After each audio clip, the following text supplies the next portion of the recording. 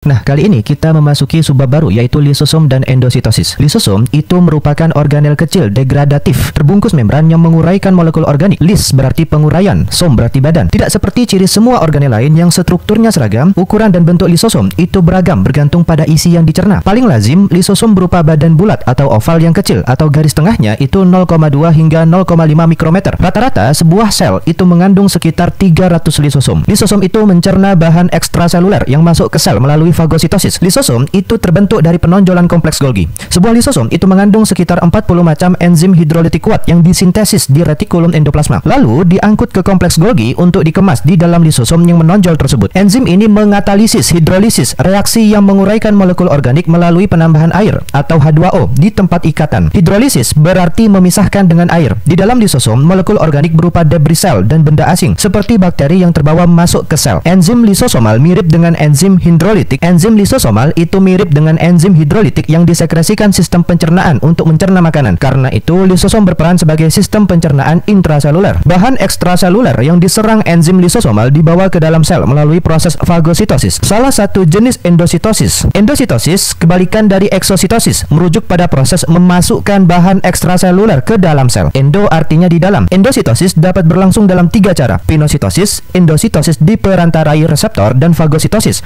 bergantung pada kandungan bahan yang dimasukkan. Oke, yang pertama adalah pinositosis. Pinositosis, pada pinositosis atau sel minum, tetesan cairan ekstrasel diserap secara non-selektif. Pertama, membran plasma melengkung ke dalam, membentuk kantong berisi sedikit cairan ekstrasel. Membran plasma kemudian menyegel permukaan kantong, merangkap isinya dalam sebuah vesikel endositik kecil intraseluler atau endosom. Dinamin, protein yang bertanggung jawab atas pelepasan vesikel endositotik, membentuk cincin yang melingkari dan memuntir leher kantong, melepaskan vesikel dari membran permukaan. Selain membawa cairan ekstrasel ke dalam sel, pinositosis merupakan cara untuk mengambil kembali membran plasma ekstra yang ditambahkan ke permukaan sel sewaktu eksositosis. Kemudian selanjutnya adalah endositosis diperantarai reseptor. Tidak seperti pinositosis yang melibatkan penyerapan non-selektif cairan sekitar. Endositosis diperantarai reseptor merupakan proses sangat selektif yang memungkinkan sel memasukkan molekul besar. Endositosis diperantarai reseptor tidak seperti pinositosis yang melibatkan penyerapan non-selektif cairan sekitar. Endositosis diperantarai reseptor merupakan proses sangat selektif yang memungkinkan sel memasukkan molekul besar spesifik yang dibutuhkan dari lingkungannya. Endositosis diperantarai reseptor itu dipicu oleh pengikatan molekul target spesifik seperti protein ke reseptor membran permukaan yang spesifik bagi molekul tersebut. Pengikatan ini menyebabkan membran plasma di tempat tersebut melengkung ke dalam, kemudian menyegel permukaannya, memerangkap molekul yang terikat tadi di dalam sel. Kantong tersebut dari ikatan molekul klatrin, protein selubung pengubah bentuk membran di permukaan dalam membran plasma. Klatrin adalah protein selubung yang berbeda dari yang digunakan untuk eksositosis. Kantong yang terbentuk dikenal sebagai celah berselubung atau coated pit karena diselubungi klatrin. Kompleks kolesterol, vitamin B12, hormon insulin, dan besi adalah contoh-contoh bahan yang secara selektif diserap ke dalam sel melalui endositosis diperantarai reseptor. Sayangnya, beberapa virus masih dapat menyelinap. Sebagai contoh, virus flu dan HIV, virus penyebab AIDS, memperoleh akses ke dalam sel melalui endositosis diperantarai reseptor. Virus tersebut melakukannya dengan berikatan ke reseptor membran yang normalnya dirancang untuk memicu penyerapan molekul yang dibutuhkan.